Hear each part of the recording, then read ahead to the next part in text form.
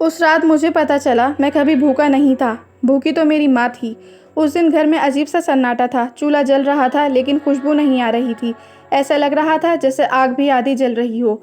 मैं रोज़ की तरह शाम को घर आया, थका हुआ था लेकिन भूखा ज़्यादा था। अम्मी ने बिना कुछ कहे मेरी तरफ देखा। उनकी आंखों में हमेशा वाली नरम सी चमक थी, लेकिन आज कुछ थकन भी थी। मैं बैठा ही था कि मेरी प्लेट में एक रोटी रख दी गई। बस एक? मैंने आदत के मुताबिक पूछा, अम्मी आपने खा ली? उन्होंने सीधा जवाब दिया, हाँ बेटा मैं खा चुकी। मैं हमेशा समझता था कि अम्मी 2 रोटियां पकाती हैं, गरम और अच्छी रोटी खुद खा लेती हैं और सूखी सी रोटी मेरे लिए छोड़ देती हैं। मुझे लगता था उन्हें मेरी भूख का इंतज़ार भी नहीं होता। उनका लहजा इतना नॉर्मल था कि मैंने दोबारा पूछने की ज़रूरत महसूस नहीं की। मैंने रोटी हाथ में उठाई। रोटी थोड़ी सूखी थी, मेरा मूड वैसे ही ख़राब था।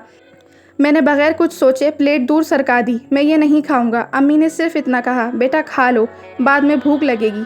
मैंने उनकी बात नहीं सुनी और गुस्से में घर से बाहर निकल गया। मैं रात थोड़ी देर से वापस आया। घर अंधेरे में डूबा हुआ था। मेरी नज़र सीधा उस प्लेट पर गई।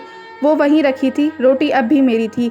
एक पल के लिए अजीब सा एहसास हुआ, जैसे वक्त रुक गया हो। मैं धीरे से किचन की तरफ बढ़ा। चूल्हा ठंडा था। बर्तनों में झाँका, कुछ नहीं। फिर मैंने आटे का डब्बा उठाया, हल्का था। अंदर देखा, बिल्कुल खाली। मेरा दिल हल्का सा धड़का। मैं वापस मुड़ा। अम्मी चूल्हे के पास बैठी थीं। उनके हाथ घुटनों पर थे, उंगलियां हल्की सी काँप रही थीं। मैंने धीरे से पूछा, अम्मी आपने रोटी सच में खा ली थी ना? उन्होंने मेरी तरफ देखा। वो मुस्कुराईं, वो पुरानी तसल्ली देने वाली मुस्कुराहट। हाँ बेटा मैंने खा ली थी। लेकिन इस बार उनकी आवाज़ में थकन थी और उनकी आंखों में हल्का सा पानी। उस लम्हे मुझे सब समझ आ गया। घर में 2 रोटियां बनी ही नहीं थीं। रोटी सिर्फ एक थी और वो हर बार मेरी होती थी। रोज़ जब मैं पूछता था आपने खा ली, तो वो हर बार झूठ बोलती थीं, अपने हिस्से का झूठ। मुझे अचानक पुरानी बातें याद आने लगीं।